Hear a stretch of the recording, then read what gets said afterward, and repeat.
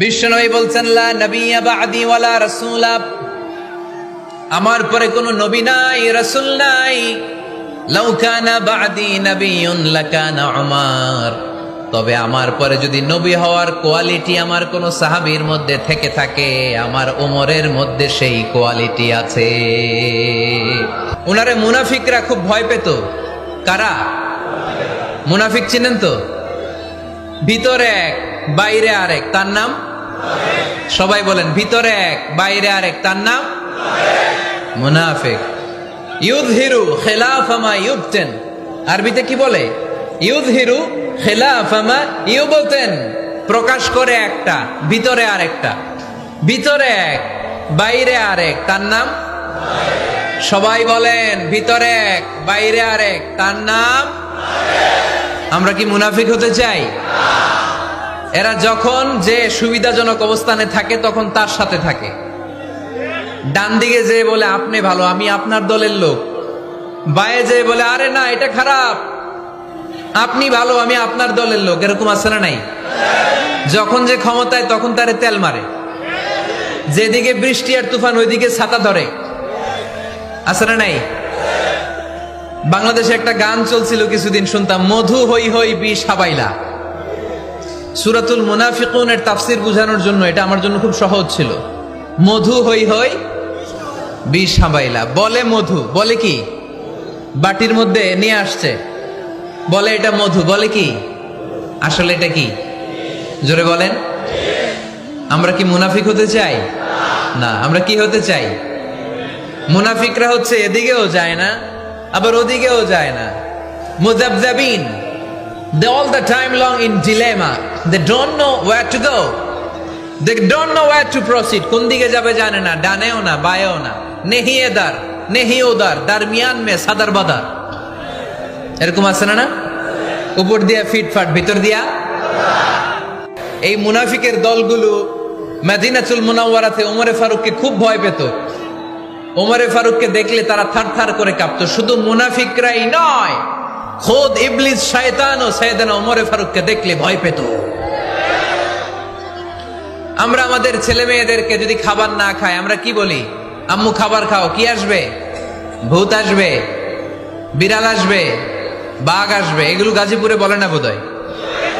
আপনাদের ছোট্ট মেয়েটা যদি রাত্রে খেতে না চায়, আপনারা লোকমা তুলে কি বলেন? এই তাড়াতাড়ি খাও, কি আসবে? ভূত, ভূত আসবে। তো মদিনার সমাজে মদিনার ছোট্ট কচিকাচা সোনারমণিরাও রাতে খেতে চাইতো না। মদিনাতুল মুনাওয়ারার মায়েরা রাত্রিবেলা খাবার নিয়ে বাচ্চাদেরকে বলতো, মা তাড়াতাড়ি খাও, হা হুয়া ইয়াতি উমর, ওই যে উমর আসতেছে, উমর ইসলামের দ্বিতীয় খলিফা। আশাদ্দুহুম ফি আমরিল্লাহি উমর, আল্লাহর জমিনে আল্লাহর দ্বীন বাস্তবায়নের জন্য সবচেয়ে শক্তিশালী ছিল ওমর। চিল্লায় পড়েন সুবহানাল্লাহ। এই ওমরে ফারুক রাদিয়াল্লাহু তাআলা আনহু যে রাস্তা দিয়ে হাঁটতো, শয়তান ওই রাস্তা রেখে দিয়ে অন্য রাস্তা দিয়ে হাঁটতো। মা সালাকা শাইতানু ফাজ্জান সালিকান ইল্লা সালাকা ফাজ্জান গায়রা ফাজ্জিক। বিশ্বনবী বলছেন, ওমর, শয়তান তোমারে দেখে এত ভয় পায়, তুমি যে রাস্তা দিয়ে হাঁটো, শয়তান তোমারে দেখলে ওই রাস্তা রেখে দিয়ে অন্য রাস্তা দিয়ে হাঁটে। চিল্লায় পড়েন সুবহানাল্লাহ। সাইয়েদনা ওমরে ফারুক মসজিদে নববীর ইমাম। মসজিদে নববীর কি? ইমাম। আপনারা শুনতেছেন? এই ছেলেরা বসে যাও, বসে যাও, বসে যাও, বসে যাও। সাইয়েদনা ওমরে ফারুক মসজিদে নববীর ইমাম। এদিকে তাকান, আমার দিকে তাকান, আমার দিকে তাকান। উনি প্রত্যেক নামাজের ইমামতি করতে আসতেন মসজিদে নববীতে। জোহরের নামাজে ইমামতি করলেন। ইমামতি করে দেখলেন নামাজ শেষ, সবাই বের হয়ে চলে যায়। এটাই ইসলামের নিয়ম, ঠিক কিনা? ফাইদা কুদিয়াতিস সালাতু ফান্তাশিরু ফিল আরদ ওয়াবতাগু মিন ফাদলিল্লাহ। নামাজের সময় খেয়ে ফেলাইছি, নামাজের সময়, কাজের সময়, নামাজের সময়, কাজের সময়। ফাইদা কুদিয়াতিস সালাহ, যখন নামাজ শেষ হয়, ফান্তাশিরু ফিল আরদ, জমিনে ছড়িয়ে পড়ো। এটা ইসলামের আইন।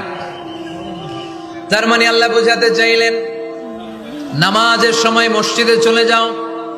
নামাজ যখন শেষ হয়ে যাবে, শিক্ষক চলে যাবে স্কুলে, কৃষক চলে যাবে ফসল খেতে, মেম্বার অব দা পার্লামেন্ট চলে যাবে সংসদ ভবনে, ব্যবসায়ীরা চলে যাবে শপিং মলে, ঠিক কি না? কাজে চলে যাও। ওমরে ফারুক নামাজের ইমামতি করিয়ে নামাজ শেষ করলেন, সবাই চলে গেল। ইয়ামান দেশ থেকে আসা কিছু লোক গোল হয়ে বসে আছে, জিকির আজকার করে, আবাদত করে, এরা যায় না। এরা কি করে না? যায় না। আসরের নামাজে সাইয়েদনা ওমরে ফারুক রাদিয়াল্লাহু তাআলা আনহু নামাজের ইমামতি করলেন, নামাজ শেষ, সবাই চলে যায়, এরা যায় না। মাগরিবের নামাজের পরেও এরা যায় না, এশার সালাতের পরেও এরা যায় না। এশার পরে উনি ধরলেন, মা বালুকুম মা খাতবুকুম, হোয়াটস রং উইথ ইউ ম্যান, তোমাদের কি সমস্যা? জোহর, আসর, মাগরিব, এশা প্রত্যেক সালাতের পরে সবাই যার যার কাজে চলে যায়, তোমরা যে যাও না, বাড়ি কই? বলে ইয়ামান। তো বসে থাকো কেন? কি করো? কয় জিকির করি। কি করি? কি করি? জিকির আজকার করি, তাসবিহ তাহলিল পড়ি, ইবাদত করি। তো তোমরা যে যাও না, তোমাদের খাবার দেয় কে? খাবারের ব্যবস্থা হয় কোত্থেকে? তারা বলল, আমাদের জিকির দেখে, আমাদের বুজুর্গি দেখে আশেপাশের লোকেরা পাতিল ভরে খাবার নিয়ে আসে, ওই খাবার আমরা খাই। নাহনু আল মুতাওয়াক্কিলুনা আলাল্লাহ, আমরা আল্লাহর উপর তাওয়াক্কুল করে এখানে বসে থাকি। উমরে ফারুক বললেন, সর্বনাশ, তোমরা যদি মুতাওয়াক্কিলুনা আলাল্লাহ হও তাহলে কেমনে হবে? তোমরা তো মুতাওয়াক্কিলুনা আলাল্লাহ নাও, তোমরা হচ্ছে আল মুতাওয়াক্কিলুন বা'দুকুম আলা বা'দ, আল্লাহর উপর তাওয়াক্কুলকারী নয়। তোমরা যারা পাতিলের মধ্যে করে খাবার নিয়ে আসে তাদের উপর তাওয়াক্কুল করে বসে আছো, ঠিক কি না? তোমাদের জিকিরও চলে, আবার মাথায় টেনশনও চলে, পাতিল কি ছোট আসবে না বড় আসবে? খাবারে আমার ভাগেরটা থাকবে কি থাকবে না, টেনশন আছে না নাই? কারণ অন্যের উপর নির্ভরশীল, নিজেরা রান্না করে নাই, নিজে তো বাজার করে নাই, নিজের তো অ্যারেঞ্জমেন্ট বলতে কিছু নাই, আরেকজন যা দিয়ে যাবে ওইটা খাবে। ওমরে ফারুক বুঝালেন, আরে বোকা, এটারে তাওয়াক্কুল বলে না। তোমার সাধ্যে যতটুকু আছে তার সবটুকুন করার পরে তুমি তাওয়াক্কুল করবে একজনের উপর, তিনি কে? এক সাহাবী বললেন, ইয়া রাসূলুল্লাহ, ইয়া হাবিবাল্লাহ সাল্লাল্লাহু আলাইহি ওয়াসাল্লাম, আমি অনেক দূর থেকে সফর করে এসেছি, এই যে আমার ওটের রশিটা, এটা ছেড়ে দিয়ে যদি আমি ঘুমিয়ে যাই, আল্লাহর উপর তাওয়াক্কুল করি, আমার ওটটা বসে থাকবে নাকি?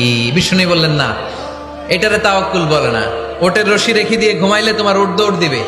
এ আকিলহা সুম্মা তাওয়াক্কাল আলাল্লাহ, ওটের রশিটা আগে দড়ি দিয়ে ভালো করে গাছের সাথে বাঁধো, তারপরে তাওয়াক্কুল করবে একজনের উপর, তিনি কে? আগে বাঁধতে হবে, তারপরে তাওয়াক্কুল, আগে কাজ করতে হবে, তারপরে তাওয়াক্কুল।